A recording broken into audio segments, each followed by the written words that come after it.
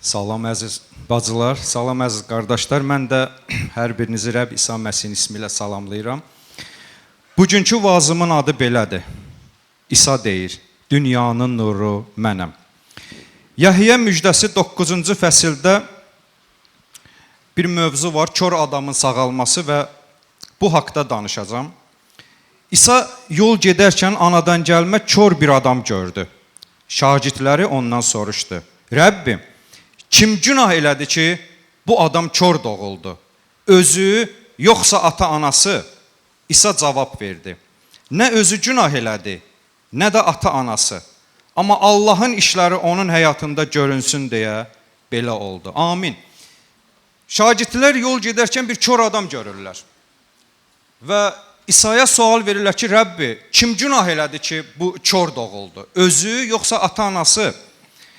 Bilirsiniz, indi də belə bir fikirlər var ki, əgərləri biz görəndə ki, kimsə nəsə qüsuru var, israzı düşünürük ki, həmən düşünürük ki, görəsən, kim günah elədi ki, və yaxud da özü hansı günahı elədi ki, bu vəziyyətə düşdü. Amma İsa Məsih şagirdlərinə qəşəng bir fikir deyir. Deyir ki, onun gözünün kör olması, yəni onun həyatında olan bu sınaq kiminsə günah etməyinə görə olmadı. Allahın mərhəmətli, xeyirxahlığı, rəhmi onun həyatında görünsün deyə bu baş verdi. Biz müqəddəs yazıları oxuyanda görürük ki, Romalılar 2:23-də yazılıb ki, 3:23-də. Çünki hamı günah etdi, Allahın izzətindən məhrum oldu. Allahın müqəddəs ruhundan məhrum oldu. Cənnətindən, hüzurundan məhrum oldu. Bəlkə də bir çoxumuz günah haqqında bilmirik ki, günah nə deməkdir? Günah qanunsuzluq deməkdir. Əgərləri biz Allahın qayda qanunlarına riayət etmiriksə, onları pozuruqsa, icra etmiriksə, biz günahkar sayılırıq. Bəs yaxşı, ilk günah hardan əmələ gəldi? Bu necə baş verdi? Yaradılış kitabına nəzər salanda biz görürük ki, 3-cü fəsildə şeytan, yəni iblis Həvvaya yaxınlaşır və ona bu sözləri deyir. Doğrudanmı Allah sizə bağda olan heç bir ağacın bəhrəsindən yeməyin deyib? Qadın ilana dedi, bağdakı ağacların bəhrələrindən yeyə bilərik, amma bağın ortasındakı ağacın meyvələrindən barədə Allah deyib, ondan yeməyin və ona toxunmayın, yoxsa öləcəksiniz. İlan qadına dedi, yox, əsla ölməzsiniz. Əksinə, Allah bilir ki, o meyvələrdən yediyiniz gün gözləriniz açılacaq, xeyirlə şəri biləcəksiniz və Allah kim olacaqsınız? Fikir verin. İblis qadına yaxınlaşır, ona yalan vədlər verir. Deyir, bu ağacın meyvəsindən ye. Allah yalan danışır, ölməyəcəksiniz. Əksinə Allah kim olacaqsınız? Xeyirlə şəri biləcəksiniz və gözləriniz açılacaq. Fikir verin, yalan vədlər.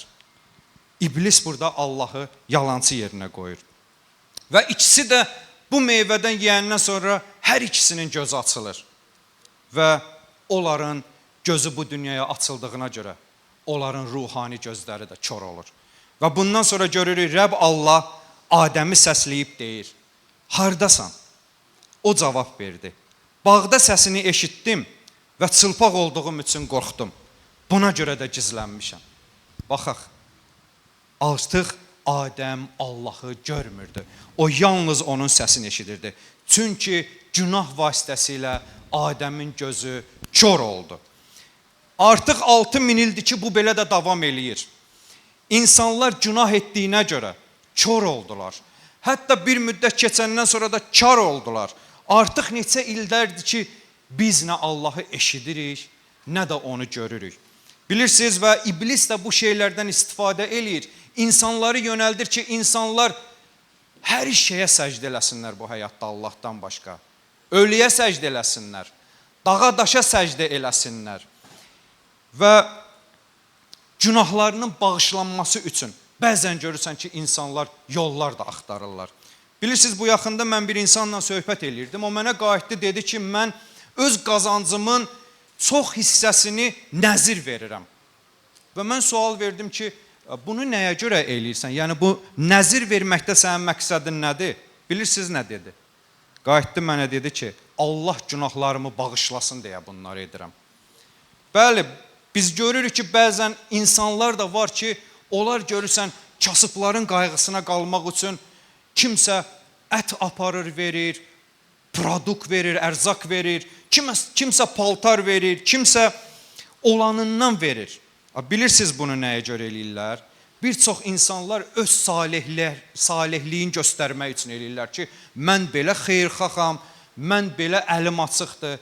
Bəli, yaxşı insanlar da var. Bunlar onu insanları sevdiyinə görə eləyirlər. Belə insanlar da var, amma belə insanlar azdır. Amma çox insan bunu ona görə eləyir ki, öz canına görə qorxur. Cəhənnəmə düşmək istəmir.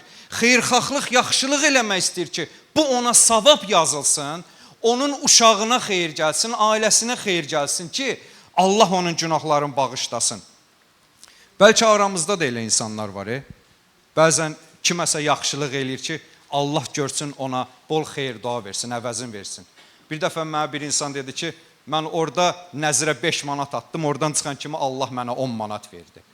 Belə insanlar var. Bu şeyləri sınayıb və eləyirlər.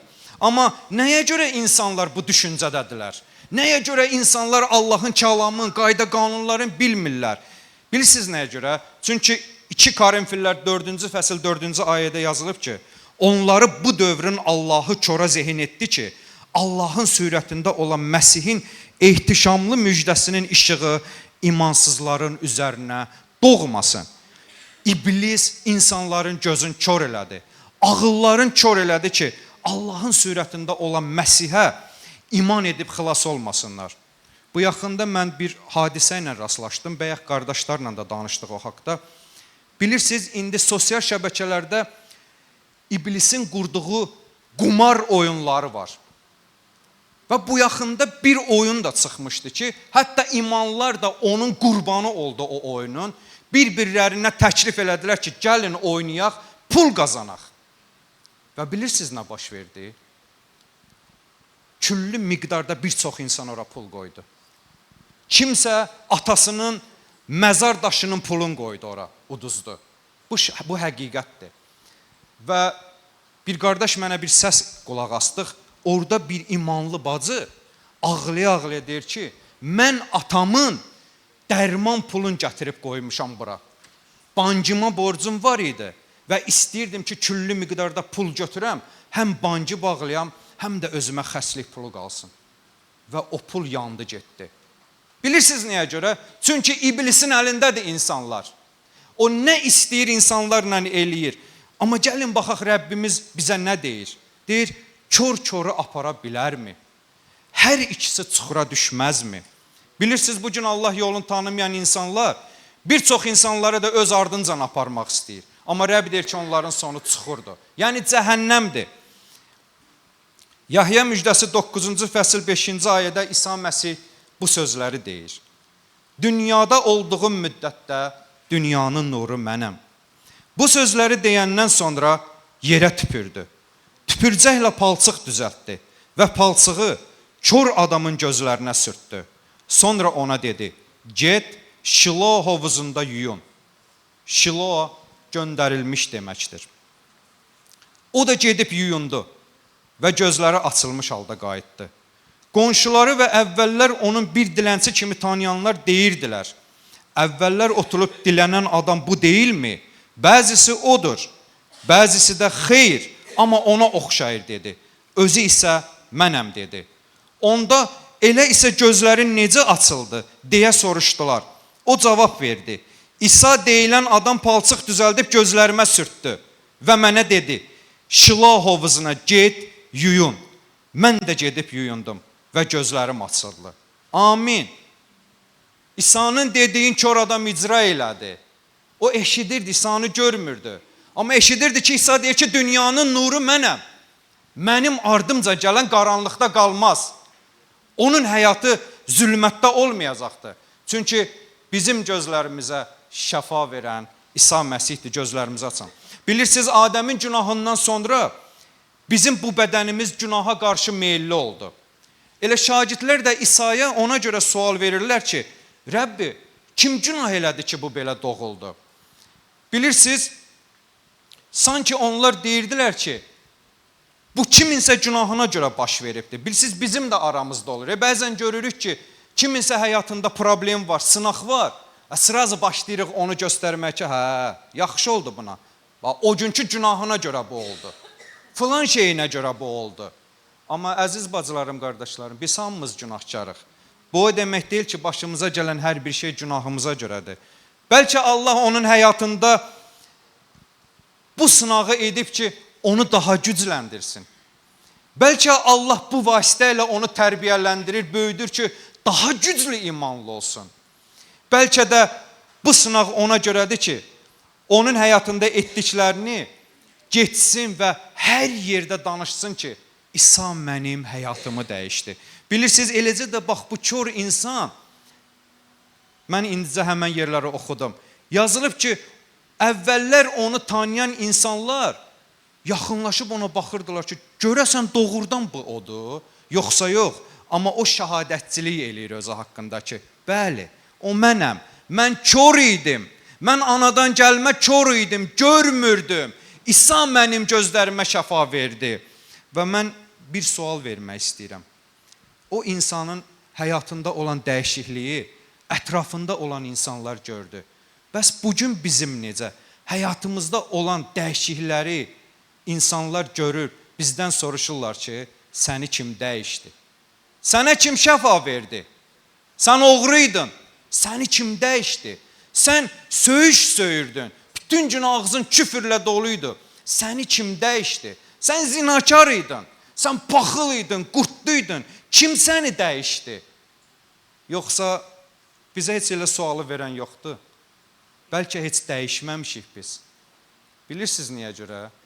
Əgər kimsə dəyişibsə buna o sualı verilir. Amma dəyişməyənlərə o sual verilmir. Çünki biz İsa Məsihin dediyi kimi yaşamırıq. Allahın sözünü eşidirik, öz bildiyimiz kimi yaşayırıq.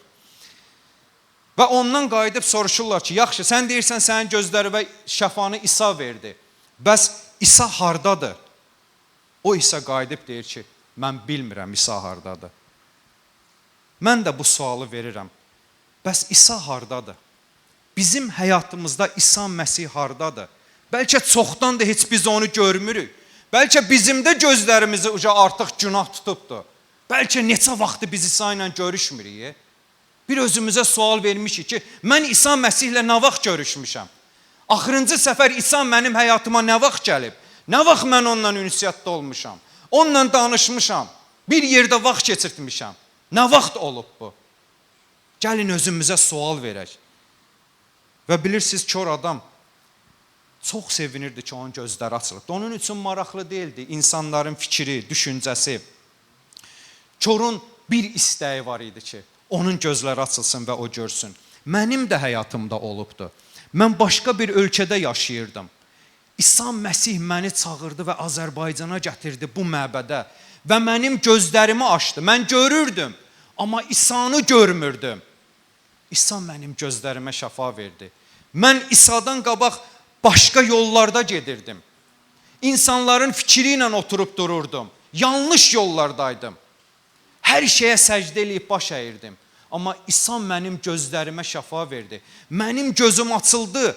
Mən İsa'nı gördüm. Və gördüm ki, yol, həqiqət və həyat İsa Məsihdir. Ondan başqa yol yoxdur. Ondan başqa xilaskar da yoxdur. Və mən İsa'nın ardınca getdim.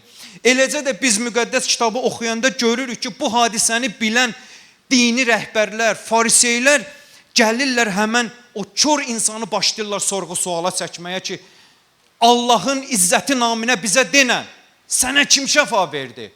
Bilirsiniz o insan qayıdır nə deyir? Deyir ki, çünki fariseylər qayıdıb o insana deyir ki, biz bilirik ki, İsa, yəni onların fikrinə görə, İsa bir günahkardır. Yəni, necə olur ki, bir günahkar insan sənə bu şəfanı verə bilər? Amma o qayıdır, bilirsiniz nə deyir? Bu yerlər mənim çox xoşuma gəlir. Deyir ki, əzəldən bəri eşidilməyib ki, kimsə anadan gəlmə kör bir adamın gözlərini açsın. Əgər bu adam Allahdan gəlməsəydi, heç nə edə bilməzdi. Kör adam başa düşür ki, bu işi ancaq Allah eləyə bilər və Allahdan başqa heç kim korun gözünü aça bilməz. Və bu yeri oxuyanda yadıma düşdü ki, Yahudi müəllim var idi və o da gecə ilə İsa Məsihin yanına gəlir və bu sözləri deyir ki, Rəbbi, bilirik ki, sən Allahdan gələn bir müəllimsən. Çünki Allah sənə yar olmasa, heç kim sənin göstərdiyin əlamətlərin heç birini edə bilməz. Amin. Yahudi rəhbəri müəllimi özü də şahadətçilik eləyir ki, sən Allahdan gələn birisən. Çünki bu şeyləri ancaq Allahdan gələn bir insan edə bilər. Və Yahudilər, fariseylər bu sözlərdən sonra çox qəzəblənirlər. Hətta o çoru söyüb onu çölə atırlar. Bilirsiniz, amma İsa Məsihin hər şeydən xəbəri var idi. Rəbb İsa Məsih yazılıb ki, o adamı bayıra atdıqlarını İsa eşitdi və onu tapıb dedi, sən bəşər oğluna iman edirsənmi? Və o soruşdu, ağa, o kimdir ki, mən ona iman edim? İsa dedi, indi gördüyün və səninlə danışan adam odur. O da, ya Rəbb, iman edirəm dedi və İsa'ya səcdə elədi. Bilirsiniz, İsa Məsih o körün gözünü açanda, kör onu görmürdü. Görməmişdi. Yalnız İsa'nın səsini eşitmişdi və İsa dediklərin həyatında icra eləmişdi. Amma indi isə İsa onu tapıb deyir ki, bax, sənin gözünə şəfa verən mən idim. Mən sənə əbədi həyat da verə bilərəm. Əziz bacılarım, qardaşlarım, İsa Məsih sənin gözləri açıb sənə əbədi həyat verə bilər. Buna heç şübhən olmasın. Və o insan İsa'ya iman edir. Hətta yazılıb ki, o İsa'nın ayaqlarına düşdü və ona səcdə etdi. Eləcə də sonra İsa yenə xalqa müraciət edib bu sözləri deyir ki, dünyanın nuru mənəm, mənim ardımca gələn heç vaxt qaranlıqda gəzməyəcək. Hətta həyat nuruna malik olacaq. İsa qadirdir ki, həqiqətən yenidən bizim ruhani gözlərimizi açsın. İsa qadirdir ki, bizim həyatımızı dəyişsin və bizə yeni həyat versin. Ola bilsin, sən bura ilk dəfədir gəlirsən və çoxdandır gəlirsən. İsa'nı görmürsən. Amma bir şey bil ki, İsa səni bura tapıb göndərib ki, sən bugün onun sözlərini eşidəsən və o sözlər sənin gözlərini açsın və o sözlər sənə şəfa versin. Əziz bacılarım, qardaşlarım, İsa Məsih sonunda bu ayələri deyir, bu mövzunun sonunda. Deyir, mühakimə etmək üçün bu dünyaya gəldim ki, qoy görməyənlər görsün, görənlərsə çox kör olsun. Bilirsən, bir çoxumuz Allahın həqiqətin, Allahın rəhmin, xeyirxahlığın görürük, eşidirik, bilirik, amma Rəbbə tərəf gəlmək istəmirik. Bilirsiniz nəyə görə? Çünki bir çoxumuzun həyatı qaranlıqdır. İsa deyir ki, o insanlar nura tərəf gəlmək istəmir. Onların vicdanı qaranlığa çevrilibdir. Onların düşüncəsini qaranlıq basıbdır. Yəni, iblis onların həyatına giribdir. Və onlar İsa'ya tərəf gəlmək istəmirlər ki, xilas olsunlar. Amma görün, Luka müjdəsi 4-cü fəsil 18-ci ayədə Rəbb nə deyir? Rəbb deyir ki, Rəbbin ruhu üzərimdədir. Çünki fəqirlərə müjdəni bildirmək üçün o məni məhs elədi. Əsirlərə azadlıq, körlara gözlərinin açılmasını elan eləmək üçün, məzlumları sərbəstliyə buraxmaq üçün, Rəbbin lütfilini bəyan eləmək üçün məni göndərdi. Amin. İsa deyir ki, atam məni buna görə göndərib ki, mən körların gözünü açam. Mən yer üzünə buna görə gəlmişəm ki, iblisin əsarətində olan insanları onun əlindən alım. Və deyir, mən buna görə yer üzərinə gəlmişəm ki, məzlumları, fağırları, ehtiyacı olanları sərbəstliyə buraxım. Bax, bizim Rəbbimiz yer üzərinə buna görə gəlib. Məndən sonra qardaşım vaz eləyəcək. Əgər kimsə illərdir bura gəlir və yaxud da ilk dəfədir gəlib, hələm də Allahla görüşməyibsə, bugün şans olacaq. İsa Məsihə iman et ki, o sənin gözlərini açsın və sən Allahı görəsən yenidən. Amin.